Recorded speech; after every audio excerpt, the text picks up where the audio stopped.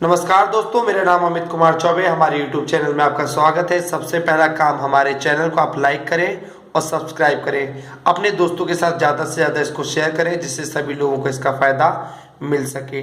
आज हम बात करेंगे 1 मार्च की कुछ प्रमुख करंट अफेयर्स के बारे में। 1 मार्च 2017 आज की सबसे पहली बड़ी खबर। 28 फरवरी विज्ञान दिवस के रूप में मनाया गया और इस वर्ष की थीम थी विज्ञान प्रौद्योगिकी विशेष रूप से सक्षम व्यक्तियों के लिए, अर्थात जो दिव्यांगजन थे, जो कि व्यक्तिगत रूप जो कि सक्षम नहीं है, उनके लिए इसकी थीम को रखा गया था।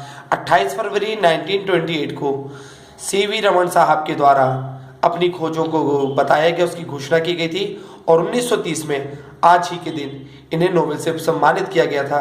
तो 28 फरवरी को मनाया जाता है विज्ञान दिवस के रूप में और इस दिन सीवी रमन साहब जी की याद में उसे सेलिब्रेट भी किया जाता है। चौथा भारत CLMV व्यापार सम्मेलन जयपुर में आयोजित हुआ। यहाँ पे इंपॉर्टेंट है, CLMV है क्या?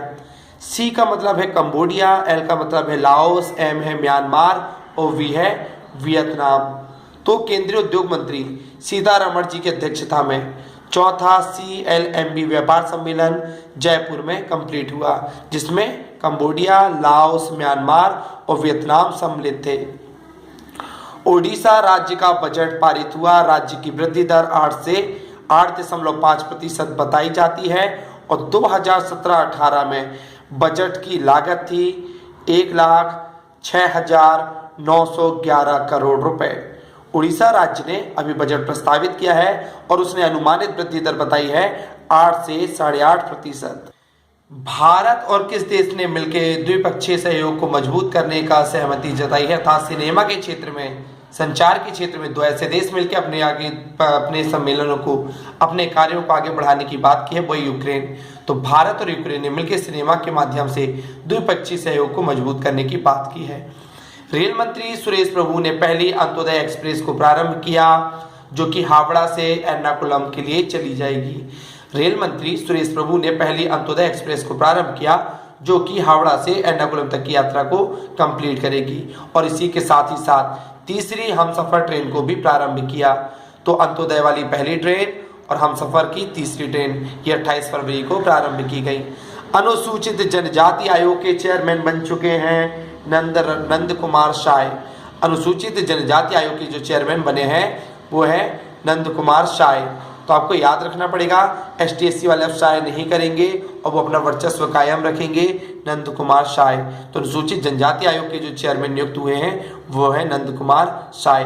अनुसूचित जनजाति आयोग का जो संविधान में आर्टिकल है वो है 338 और 89th अमेंडमेंट, संविधान संशोधन जो हुआ था 2003 में, उसके द्वारा 338 का A आर्टिकल भी इसे प्रोवाइड किया गया है। प्रभावशाली कांग्रेसी नेता का वर्तमान में भी निधन हो गया है। उनका नाम था P रविशंकर। इंदिरा गांधी और राजीव गांधी सरकार के समय जो बहुत ज्यादा वर्चस्वशाली नेता थे वो थे P रविशंकर।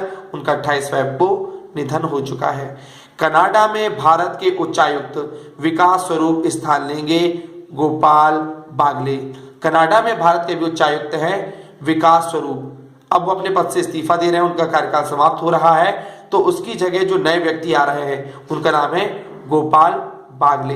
तो कनाडा में भारत के उच्चायुक्त के रूप में आ रहे हैं गोपाल बागले। अनुसंधान संस्थान देहरादून ने वैज्ञानिकों ने करीब 12 साल के शोध के बाद गोरा नीम, इसका वैज्ञानिक नाम है मीलिया डूबिया, की 10 और यूकेलिप्टस की 3 नई प्रजातियों को खोज निकाला है। तो गोरा नीम की 10 प्रजातियों और यूकेलिप्टस की 3 प्रजातियों को खोज निकाला है। भारतीय वानिकी अनुसंधान एवं शिक्षा परिषद की 27 फरवरी 2017 को महानिदेशक डॉक्टर SS नेगी की अध्यक्षता में ये बैठक संपन्न हुई। तो देहरादून में जो वन अनुसंधान संस्थान है उसने गोरा नीम की 10 प्रजातियां और यूकेलिप्टस की 3 नई प्रजातियों को खोज निकाला है। भारत में जो इसके महानिदेशक हैं, भारतीय वानिकी अनुसंधान शिक्षा परिषद के महानिदेशक हैं, उनका नाम है doctor SS Negi. Bharat Britain संस्कृति वर्ष की शुरुआत किसके द्वारा? लंदन में स्थित बकिंगम पैलेस में भारत के रंग भरने के लिए कार्यक्रम का शुभारंभ किया गया। तो लंदन में है महारानी एलिजाबेथ। तो भारत और ब्रिटेन के बीच में संस्कृति वर्ष की शुरुआत किसके द्वारा लंदन के बकिंगम पैलेस में की गई? महारानी एलिजाबेथ। अंडमान हैवॉक द्वीप पर स्थित राधानगर बीच को ट्रिपेड एडवाइजर अर्थात दुनिया के ट्रेवलर चॉइस पुरस्कार से सम्मानित किया गया है। यह 10 समुद्र तटों को इसमें स्थान मिला है, जिसमें कि भारत में अंडमान निकोबार का राधानगर समुद्र तट शामिल हुआ है, जो कि एशिया का पहला और दुनिया का 8वां स्थान रखता है।